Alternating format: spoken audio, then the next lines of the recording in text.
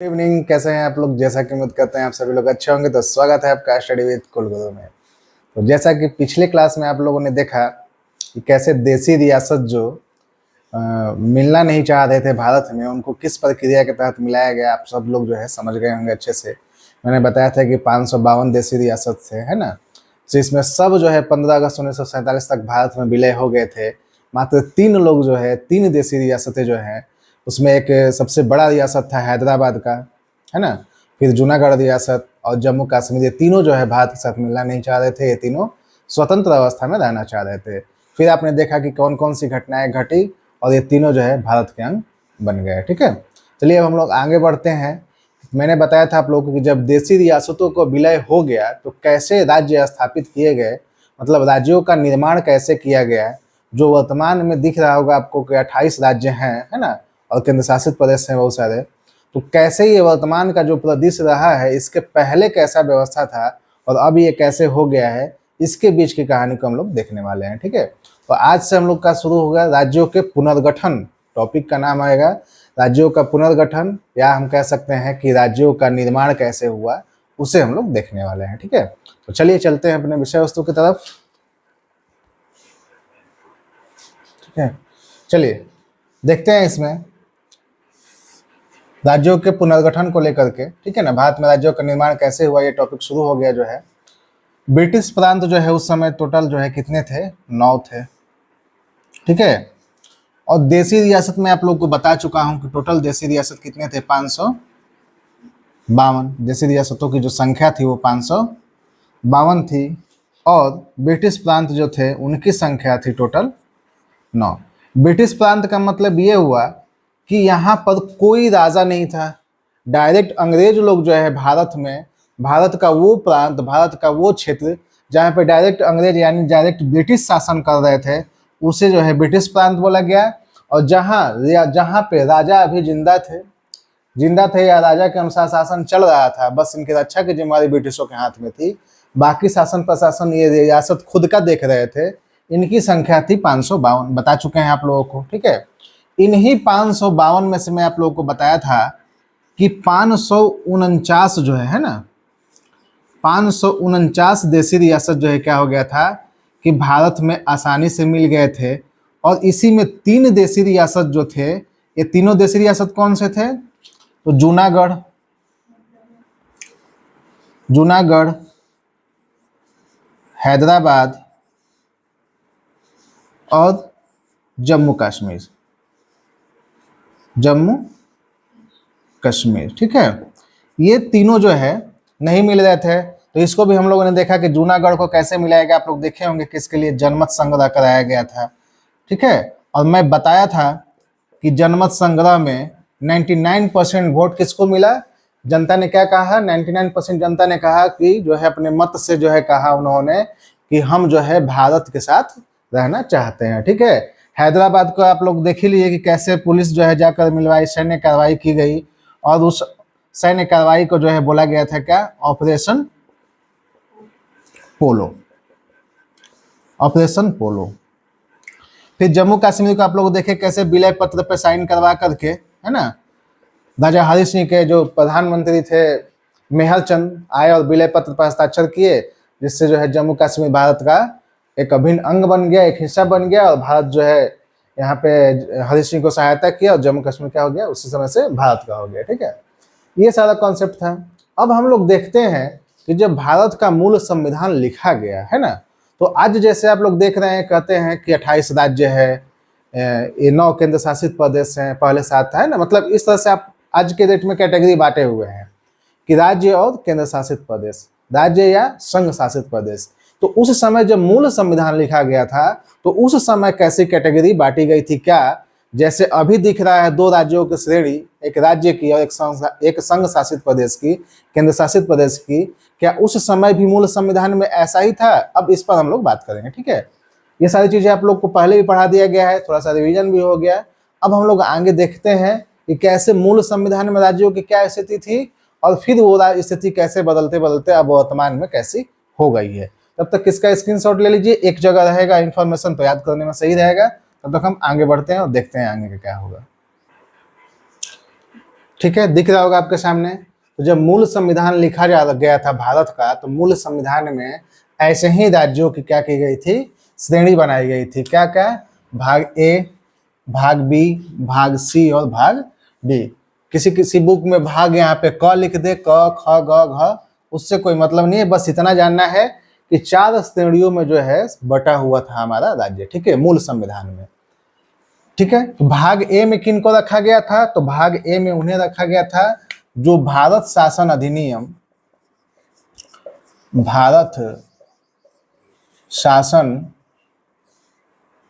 अधिनियम 1935 के अंतर्गत जो है, जिनको ब्रिटिशों का प्रांत माना गया था। भारत शासन अधिनियम 1935 के अंतर्गत जिनको ब्रिटिशों का प्रांत माना गया था, उन्हें जो है भाग ए में रखा गया। यहाँ पे क्या करते थे कि ब्रिटिश लोग, यहाँ पे क्या होता था कि जितने भाग ए में थे, यहाँ पे ब्रिटिश लोग जो है अपना गवर्नर भेज करके, ठीक है, अपना गवर्नर भेज करके इन सारे राज्यों पे, इन सारे प्रांतों पे शासन करते थे, भाग ए में, है ना, क्लियर है। भाग ए में जो है भारत शासन अधिनियम 1935 के तहत जो है जितने जिनको प्रांत माना गया था, ब्रिटिशों का प्रांत, उन्हें रखा गया था। याद है, मैं अभी पिछले पहले बताया कि ब्रिटिश प्रांत 9 थे, ये वही ब्रिटिश प्रांत थे, और यहाँ पे शासन जो है गवर्नर के द्वारा हो रहा था।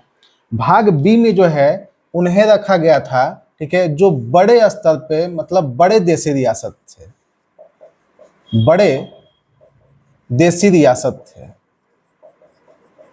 बहुत सारे छोटे छोटे देशी रियासत थे, जो बड़े देशी रियासत थे उनको जो है भाग बी में रखा गया। ठीक है, जैसे देख रहे होंगे हैदराबाद, जम्मू कश्मीर, इन दोनों की बात हुई थी कि ये भी जो है आसानी से नहीं मिल रहे थे भारत में।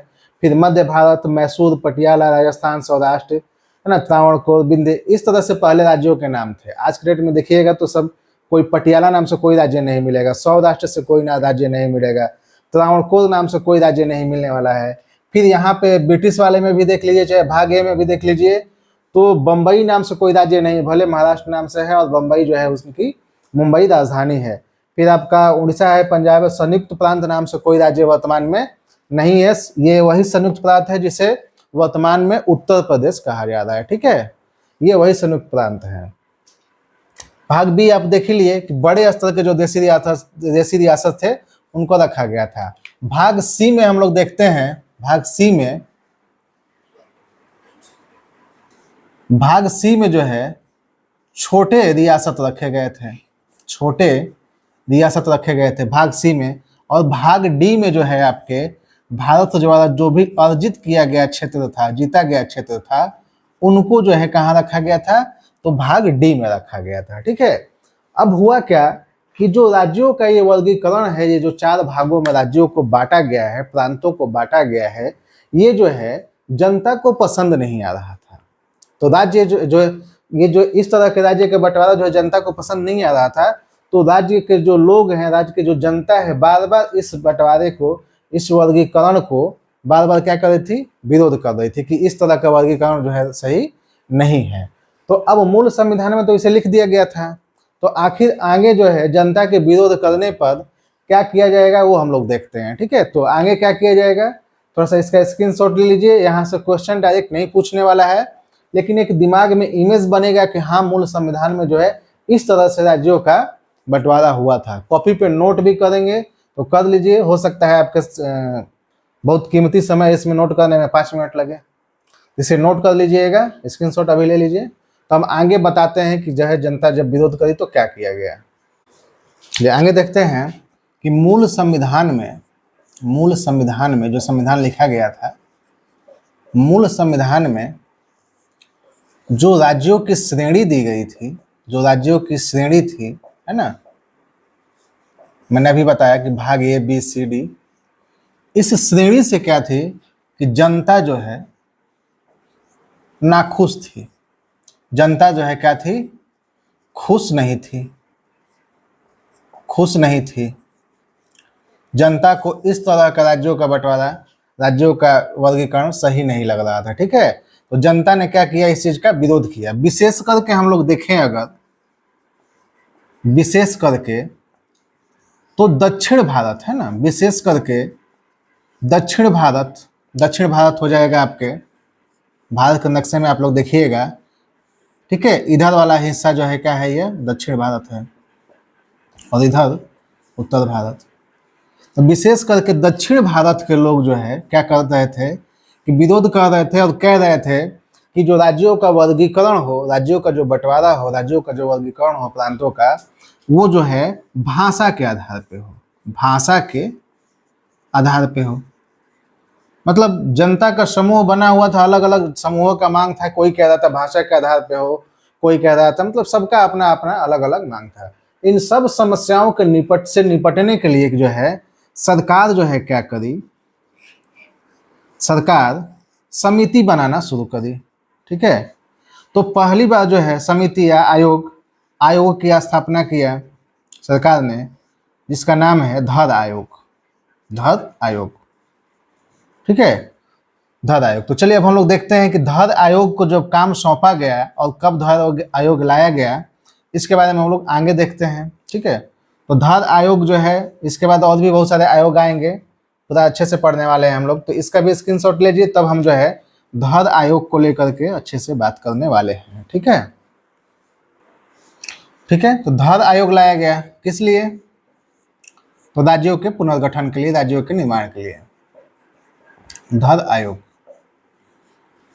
आयोग का जो गठन हुआ था वह जून 1948 में हुआ, ठीक है। और इस आयोग के जो अध्यक्ष थे उनका नाम था एस.के. धर। देखिए होंगे इनका टाइटल है धर, इन्हीं के नाम पर जो है क्या किया गया, आयोग का नामकरण रख दिया गया है। एस.के. धर उस समय जो है क्या थे, तो इलाहाबाद हाई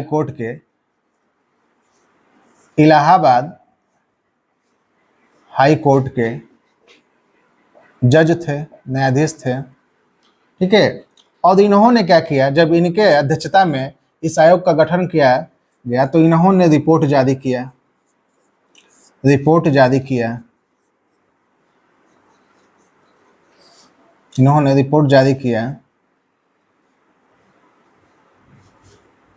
चलो दिसंबर 1948, ठीक है, रिपोर्ट जारी किया दिसंबर 1948 में। और इस रिपोर्ट में क्या कहा उन्होंने, देखिएगा, जून में जो है ये आयोग बनाया गया है और दिसंबर में जो है क्या किया गया कि रिपोर्ट जारी किया।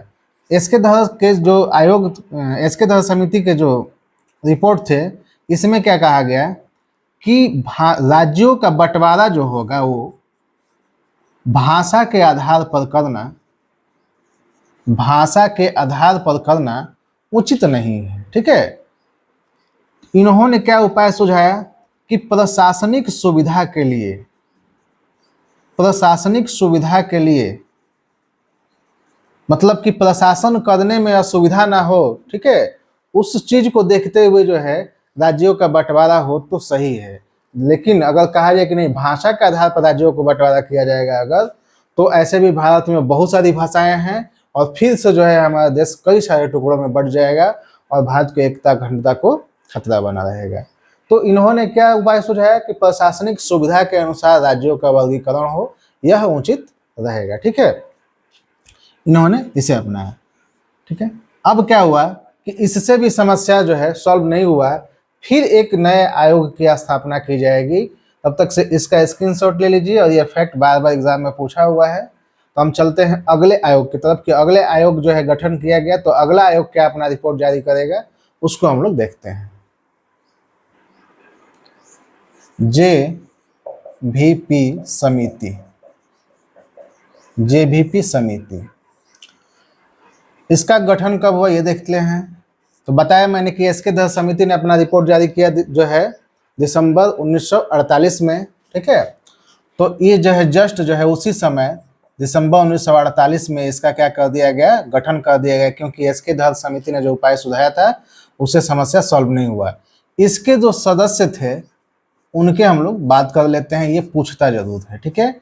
चलिए तो देखते हैं। तो पहले जो सदस्य का नाम है वो है जवाहरलाल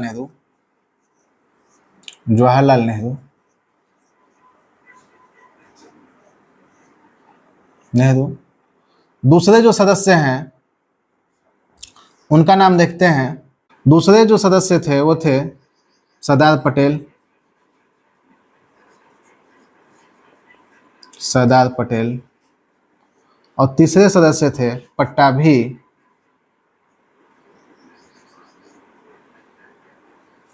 पट्टाभी सीतारमैया, सीतारमैया। देखिएगा, जवाहरलाल नेहरू, जे से जवाहरलाल नेहरू, भी से वल्लभ भाई पटेल और पी से पट्टाभी सीतारमैया।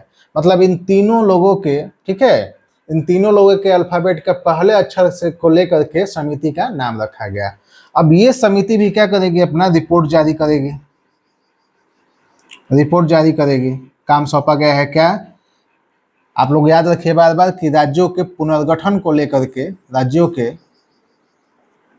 पुनर्गठन को लेकर के इन लोगों को काम सौंपा गया है। जब ये समिति रिपोर्ट जारी करी तो इसको देखते हैं कि इसने क्या कहा इस रिपोर्ट में। इसके पहले हम लोग देख लेते हैं, मैं उसमें भी बतलाया था, इसमें भी बतला दूं कि यह जो है अप्रैल 1949 में रिपोर्ट जारी हुआ था। और इस रिपोर्ट में सेम बातें, वही वाली बातें कही गई क्या, कि भाषा के आधार पर, भाषा के आधार पर राज्यों का पुनर्गठन सही नहीं है। इस समिति ने भी यही कहा कि प्रशासनिक सुविधा के अनुसार ही जो है क्या किया जाए, कि राज्यों का पुनर्गठन किया जाए। अब तो 2 बार समिति बैठ गई,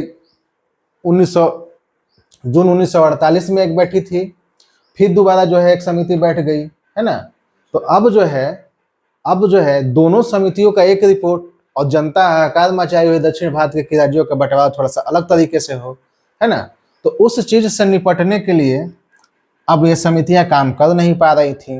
अब क्या हुआ कि जैसे ही दूसरी समिति, जेबीपी समिति ने अपना रिपोर्ट जारी किया, जनता पूरी खलबला गई। और इस चीज को देखते हुए अनशन पर एक श्री रामल्लू जो है बैठे, थोड़ा सा ये स्क्रीनशॉट ले लीजिए तो वो कहानी बताते हैं और थोड़ा अच्छे से, और ठीक है, इसका स्क्रीनशॉट ले लीजिए। तो जैसे ही हम लोग देखें कि जेबीपी समिति ने भी सेम रिपोर्ट दे दिया, ठीक है, तो इस रिपोर्ट से नाखुश जनता ने क्या किया कि उस समय आंध्र प्रदेश को लेकर, है ना, तेलुगु भाषा के आधार पर लेकर के मांग तेजी से उठी। और उस समय क्या हुआ कि एक व्यक्ति थे, ठीक है, श्री रामल्लू, श्री रामल्लू, ये क्या हुआ कि यह जो है अनशन पर बैठे थे, अनशन यानी भूख हड़ताल पे, भूख हड़ताल पे, हड़ताल पे। इनका नाम था श्री रामल्लू, श्री रामल्लू। ये जो है कांग्रेसी नेता थे, कांग्रेसी नेता थे, ठीक है, कांग्रेसी नेता जो है थे, है ना।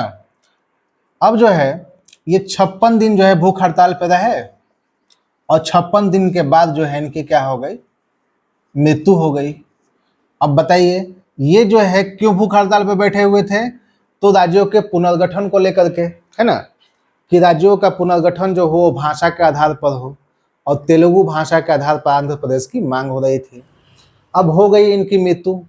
अब तो जनता और जो है उग्र हो गई। इनकी मृत्यु के उपरांत जो है क्या हुआ, इनके मृत्यु के उपरांत यानी इनकी मृत्यु के बाद जो है क्या हुआ कि जनता जो है और जो है क्या हुई, उग्र हो गई। और जो है यह आंदोलन और तीव्र हो गया, यानी तेजी से जो है फैलने लगा। अब सरकार को लगा कि जनता ज़्यादा ना उग्र हो जाए, इस चीज़ से बचने के लिए सरकार ने किया कि तुरंत जो है भाषा के आधार पर,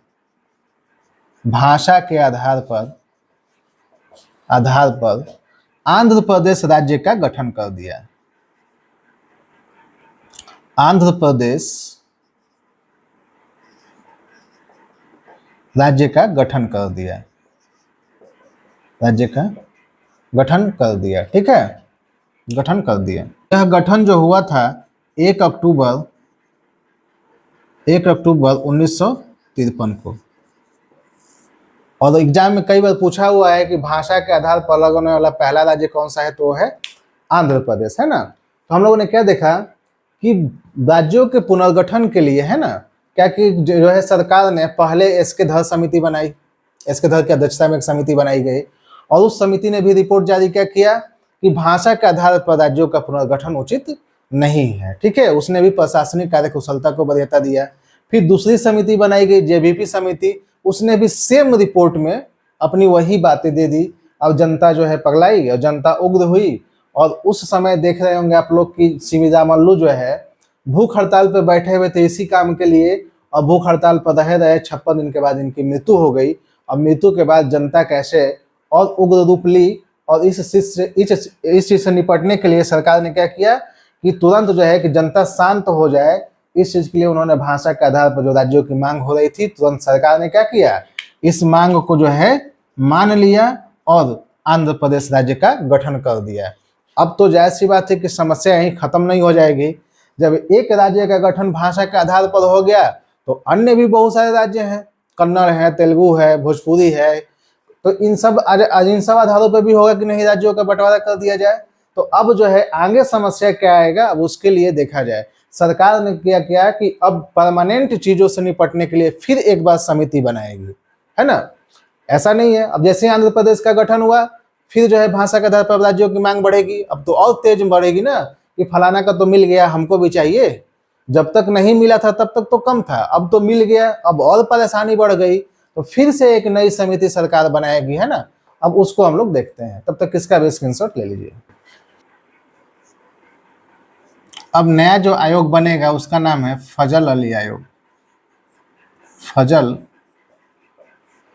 अली आयोग। ठीक है, चलिए कुछ लोग का पूछना है, कहना है कि यहाँ पे आंध्र प्रदेश को जो है एक और फैक्ट यहाँ पे रह गया था। आंध्र प्रदेश जो है आंध्र प्रदेश जो है मद्रास राज्य से अलग करके बनाया गया था। ठीक है, याद रखिएगा इस चीज को।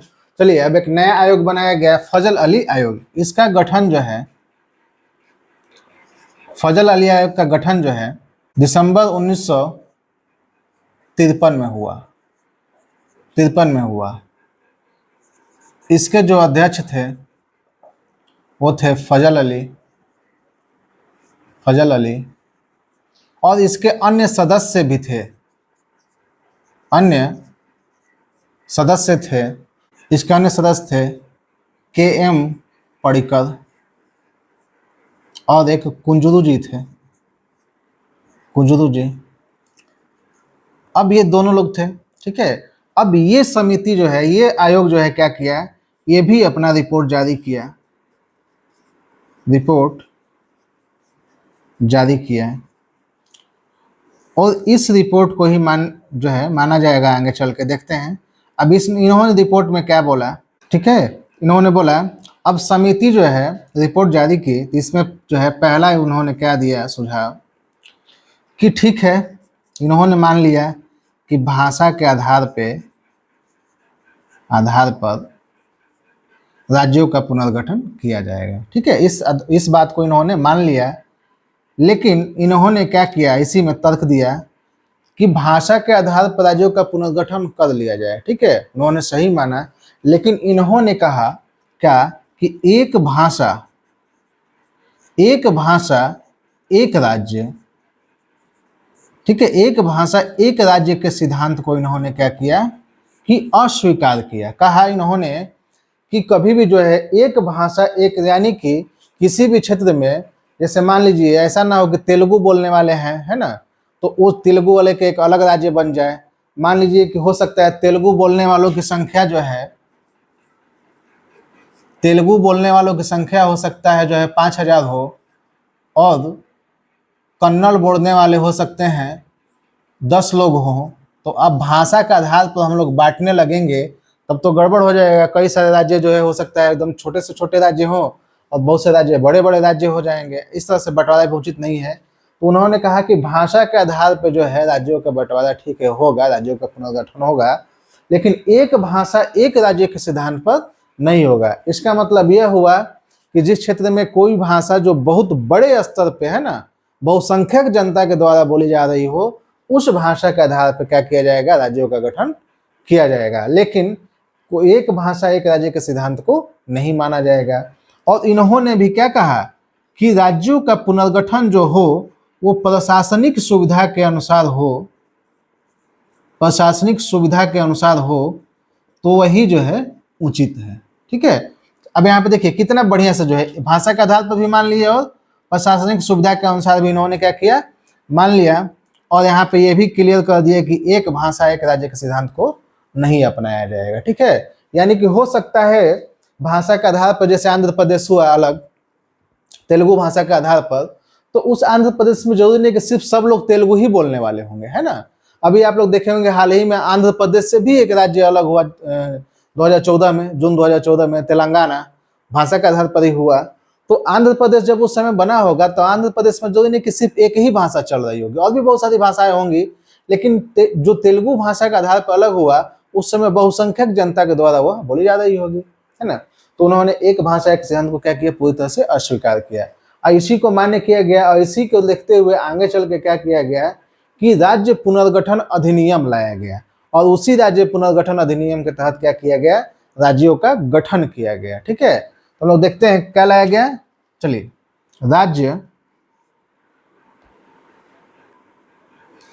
इन्हीं सब चीजों को देखते हुए राज्य पुनर्गठन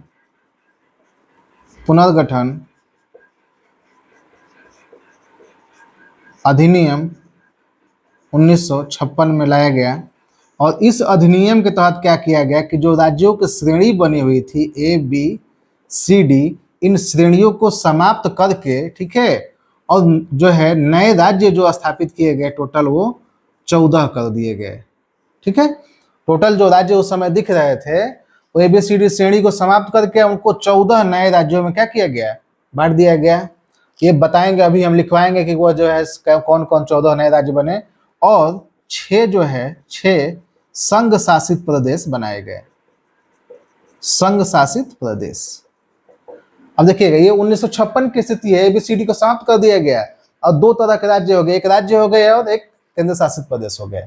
मतलब कि इसी समय से राज्य पुनर्गठन अधिनियम 1956 जब लाया गया, इसी समय से राज्य की जो श्रेणियां थी सब समाप्त कर दी गई और दो तरह के राज्यों को विभाजन कर दिया गया। एक राज्य हो गए, राज्यों के राज्य क्षेत्र जिसे बोलते हैं, और एक हो गया संघ शासित प्रदेश यानी केंद्र शासित प्रदेश, जहां से केंद्र डायरेक्ट वहां पे शासन करती है। ठीक है, तो अब जो है आगे हम आप लोग को दिखाते हैं कि उस समय 1956 में किन किन राज्यों की स्थापना की गई, जो 14 नए राज्य स्थापित किए गए सब राज्यों को मिला करके। ठीक है, वो कौन कौन थे और कौन जो है संघ शासित प्रदेश थे। तब तक इसका स्क्रीनशॉट ले लिए, तो आगे हम आपको वो भी बतला रहे हैं।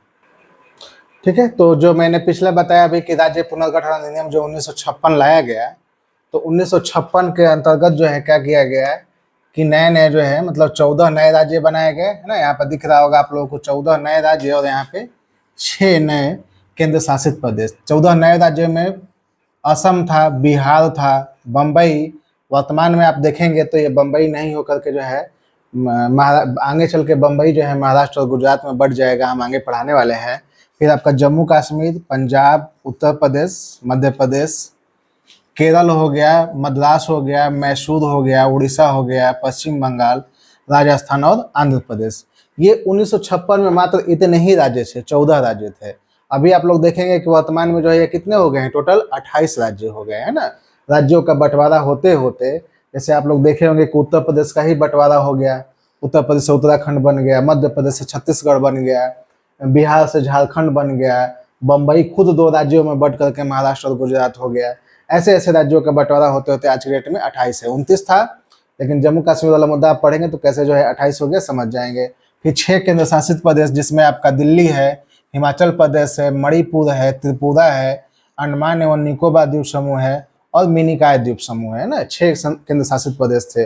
वर्तमान परिदृश्य से देखा जाए तो 28 राज्य और 9 केंद्र शासित प्रदेश हैं। ठीक है, तो ये सारा भी नोट कर लीजिए। इसके बाद हम तुरंत पढ़ाएंगे जो है, इसके बाद पढ़ाएंगे कि 1900, ये तो हो गया कि 1956 में बनाए गए 14 राज्य। फिर अब नया टॉपिक इसी में पढ़ाएंगे हम कि 1956 के बनाए गए, है ना, मतलब 1956 के बाद से लेकर वर्तमान तक जो राज्यों की स्थिति है और बीच में कैसे कैसे राज्यों का बंटवारा हुआ, एक राज्य से दूसरे राज्य बने और भी केंद्र शासित प्रदेश कैसे बनाए गए, उन सब चीजों को लेकर के भी बातें होगी।